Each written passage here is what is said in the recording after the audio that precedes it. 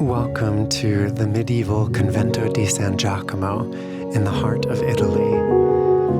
We're in Umbria, in the center of Italy, and Umbria is misty and magical. I'm often awestruck by it. There's something about mist that I find transporting. It's quintessentially ethereal. And ever since I was a child, I've been fascinated by ethereal things. Anything cloud-like fascinates me. Like on airplanes, I always take a window seat so I can stare at the clouds, and I will stare at the clouds until my eyes can't take it anymore. I think what fascinates me is because of the way clouds and mist seem to make the air visible. It's like the air transforms from something invisible into something visible. In the mist, you can see the breeze, the shape it takes, the twists and turns and acrobatics, which are normally invisible. And I love it when you can see them in sublime slow motion. I feel this way about flowing fabric or incense smoke, or the way someone's hair moves underwater and reveals the water's secret movements. And when something invisible becomes visible, well, that feels like revelation. The rain has just lifted, and the sun is starting to come out, but the clouds haven't fully cleared yet. And so there are just these patches of sunlight lighting up the hills. And the clouds and the mist are just gorgeous. In parts, it's dark. In parts, it's totally lit up with sunlight. It's beautiful.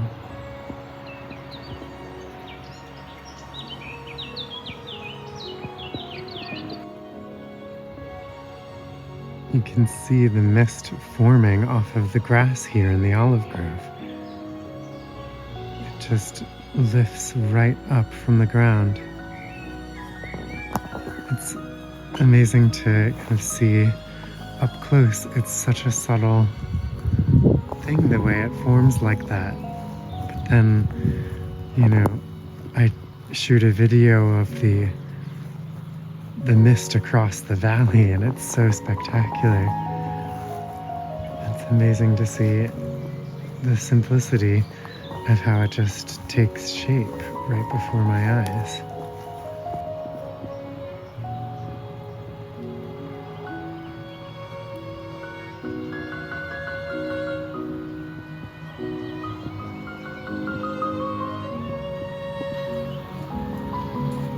It starts like this.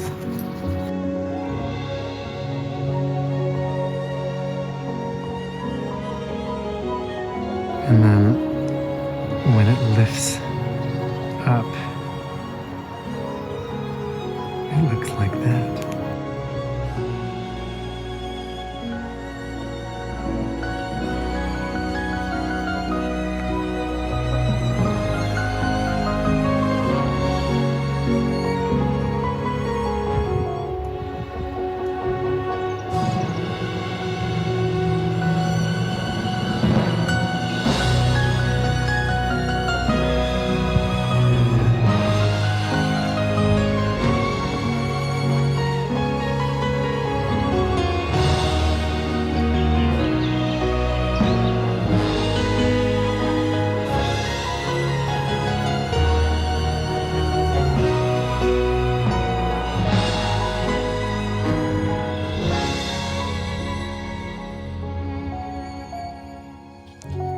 I'm going to head into the villa and check on how the air conditioning is going. And look, it's almost as if nothing ever happened. If it weren't for the white paint over the skirting board down there, You wouldn't know that this wall had just been completely opened. This is a bit funny. In this corridor, there's this built-in cabinetry that I actually learned. This cabinetry was built by a great carpenter named John Franco, who used to work here, and actually his daughter works here now. And inside this cabinet now, I'm just seeing that, you might not be able to tell what that is. That is a drill bit.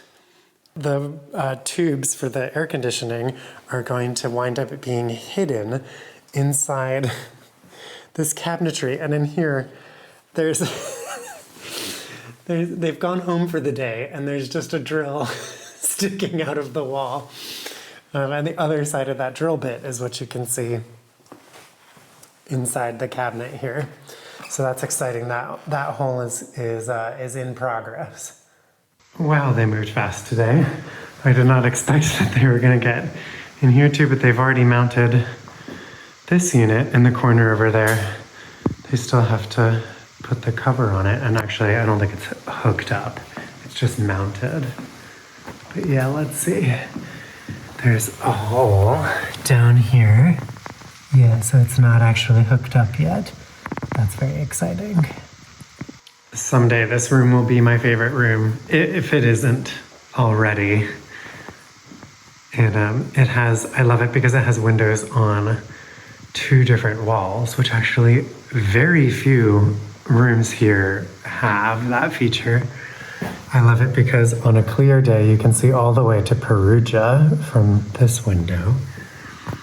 And I love it because outside this door is this beautiful balcony.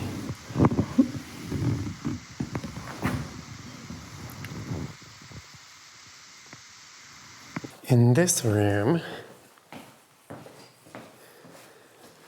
you can see the unit's been mounted, although it's not hooked up yet.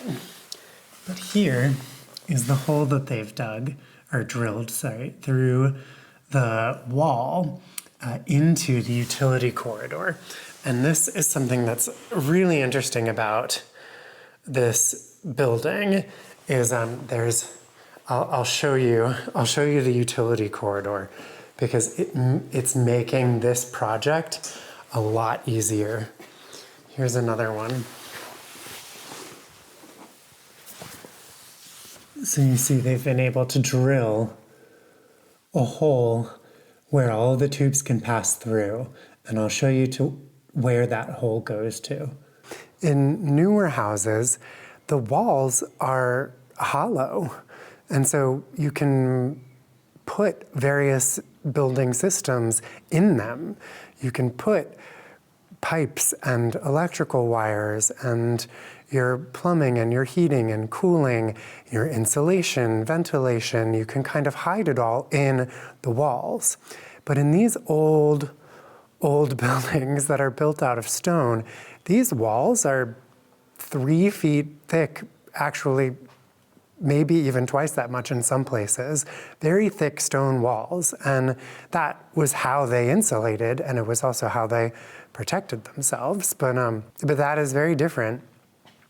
And as a result, when you're trying to put modern systems into old buildings, well, where do you put them? You don't have hollow walls. You have 3 or 4 feet of solid stone. So that's very difficult to snake things through and build channels through and whatnot. So it's an adventure trying to figure out how to modernize an old building. So the reason why we're able to get air conditioning into the rooms upstairs relatively easily is because of this. This is kind of like an attic, but it's in the middle of the building. This is underneath the hallway upstairs. It's above the downstairs corridor. It's kind of like a mezzanine level. That's not quite full height. And at the end, it's really not full height. But it's extremely useful because it goes right through the center, through the core of this old villa, which makes it possible for us to get utilities to all these different rooms without having to create a ton of huge, tracks through these really thick stone walls. Essentially, you can just drill a hole like this one. That basically is an air conditioning unit that you're looking at there, and a little bit of bedding from the side of the bed behind it. But that hole goes right into a bedroom. And so this one goes into another bedroom. And so in other parts of the convent, we've had to take some pretty drastic measures to get air conditioning to the rooms. But with these main bedrooms, and these are the principal bedrooms, the most used, the most loved, the biggest and nicest bedrooms in the whole convent are the rooms that are serviced, the rooms that surround this, I don't know what to call it, utility corridor, we'll call it. I used to think that was kind of annoying and a bit of a waste of space to have running through the middle, especially because this building has no attics. Actually, none of these buildings have attics, except for maybe the chapel. That is an adventure that I have not undertaken yet, but I think it's possible there's a hidden attic in the chapel. But none of the other buildings in the convent have attics, so the storage situation is not the best. This utility corridor is the closest thing we have to an attic, and I used to find that kind of annoying. But honestly, today, with this air conditioning project going on, I am counting my blessings. This weird quirk of this old building has actually somehow made this process of modernization so much easier and so much better. Did they? This is exciting. Here we go. So this hole goes into the utility corridor, which runs underneath this corridor. And we've got tubes coming through, and they're going to go up the wall here. We'll hide them with some plasterboard. And they're going underneath this plasterboard ceiling into the bedroom above. That bedroom is accessed by this little stair. This is one of the biggest bedrooms that we have. I call it the tower bedroom. And here is where those tubes come through the ceiling and into this room. We are ripping out this concrete here to build a proper French drain along the exterior wall of my apartment because the moisture issue inside is just so bad. The plaster on the inside of this wall is just crumbling off the wall. There's mold growing on it. It's so bad. And so we're trying a couple of different things to address this problem, and one of them is to better manage the water on the outside of the apartment coming in through the wall. And so we want to build a French drain here that will collect all of the water flowing off of the roof here and when it rains, and just drain it away from the base of the wall here. I'll take you inside and we can check out what's going on in there. Okay, the strange board over the wall has been removed. And for the first time, I'm seeing the actual wall that was being hidden behind that board. So this is what happens to the plaster when the moisture comes through from the outside and it gets trapped in the wall. It's painted with a kind of paint that doesn't allow moisture to pass through. And so the moisture gets trapped inside the wall and eventually it just causes all of the plaster to crumble. And frankly, it's probably not just the paint, it's probably also the type of plaster that was used. The traditional type of plaster is made with lime, and that is what they call breathable, meaning that moisture can pass through it, so that the moisture doesn't get trapped inside the wall. And this plaster was clearly not that plaster. And so this is what happens. So we are doing a few things about this. We are dealing with the damp problems from the outside by making sure that more of the water is kept away from the outside wall of the building. And then on the inside, what we'll do is we will replaster this with the traditional lime plaster that will allow the moisture to pass through into the room, into the air, and prevent it from getting trapped inside the wall. Back outside, we've discovered the edge of where the garage is. There's a garage underneath this terrace, and I think what we found here is kind of the edge of that cavity. There's an even worse moisture problem down there. Oh my goodness gracious. There is like a false ceiling in that garage that was hung specifically to collect the water that was dripping out of the ceiling of the garage and kind of drain it away from the vehicles that are underneath it. It is just, it can't go on like that for much longer. It's gonna cause a really big problem. So at some point we are going to have to take up a big portion of this piazza outside of the chapel and kind of re-roof the garage and fix this problem. But this problem is just too big for me to bite off at the moment. So we'll kind of try to gather some information here while we've got this section opened up and make a plan for the future. This is exciting. I see some work was done today to start putting this tube, putting the ground back in over top of it.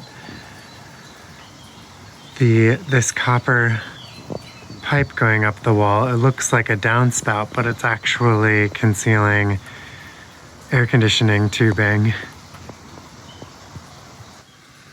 And then it runs under the little lane here and down here where the external unit will go on this platform, but it's not there yet.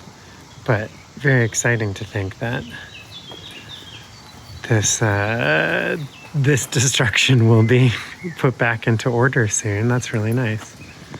Back in the upstairs corridor in the villa, you can see a lot better now what I was showing you in an earlier part of the video. The kind of base of this set of cabinets has come out, and we're digging a trench underneath it for the tubes for the air conditioning to run. I thought this was a really clever solution for how to hide these systems. And that utility corridor that I showed you is directly below us, and so these holes will go down into there.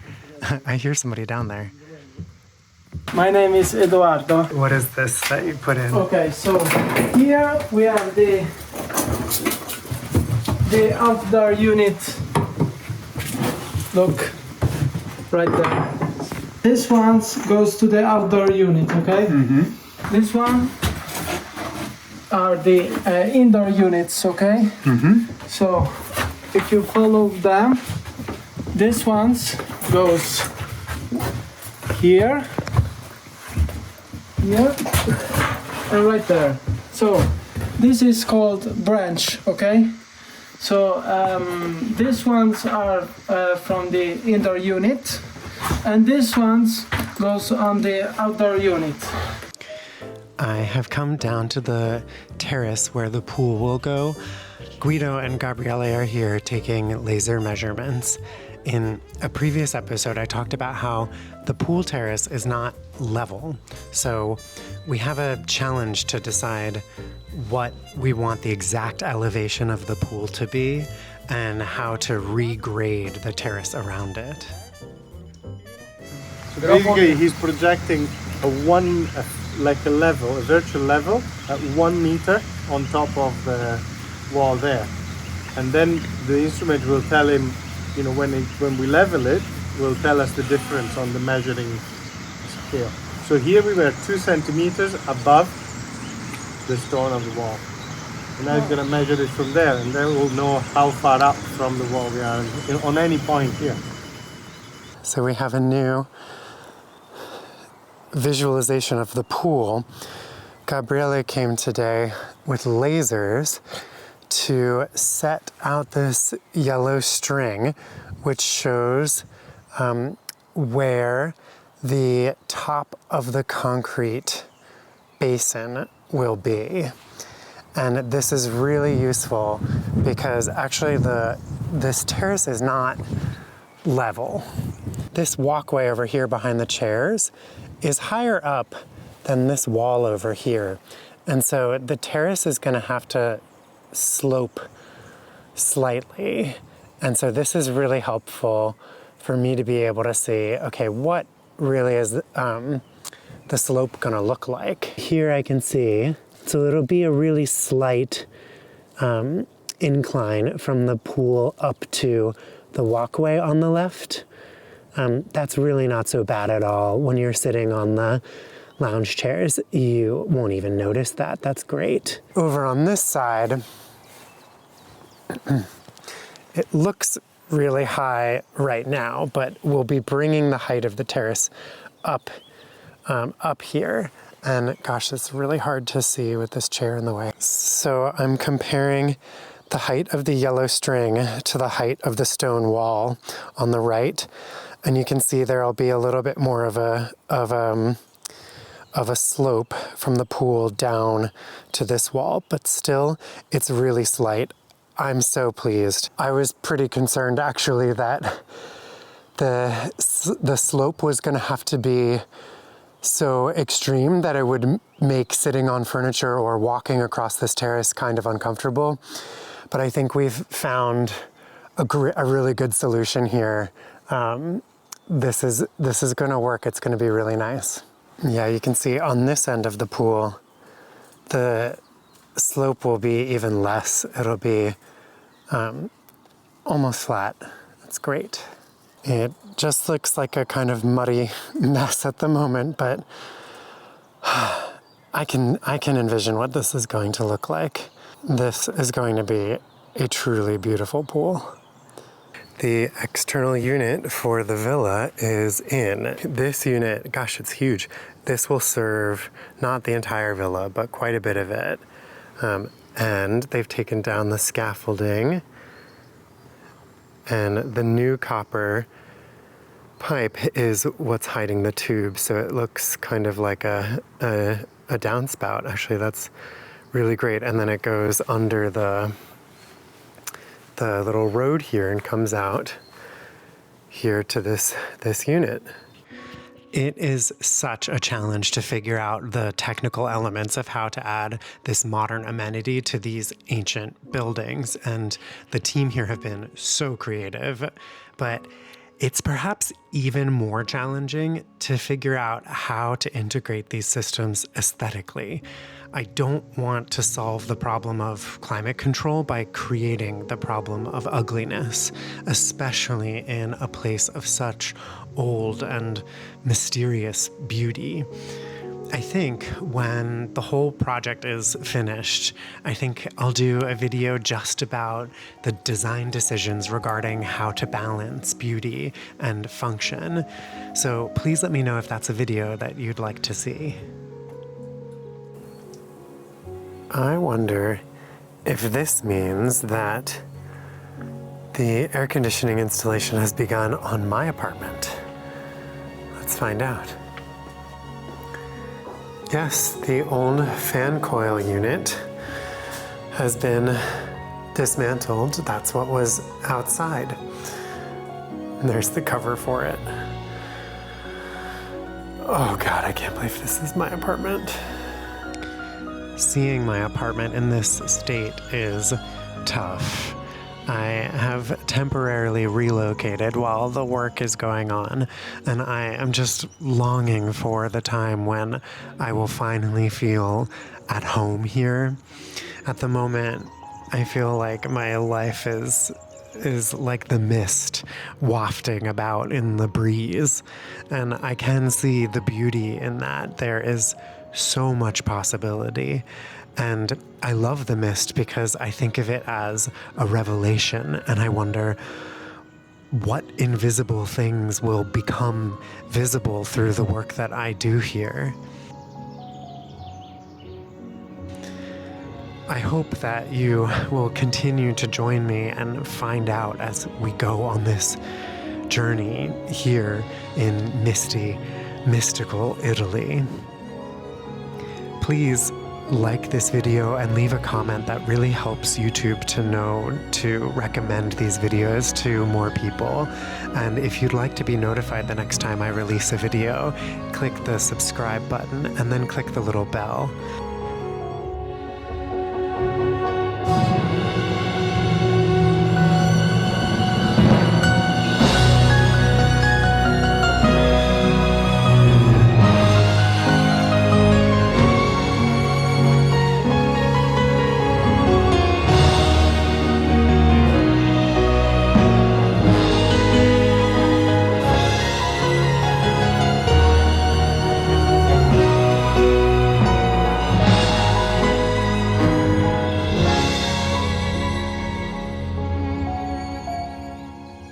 Thank you so much for watching. Ciao for now from Convento di San Giacomo.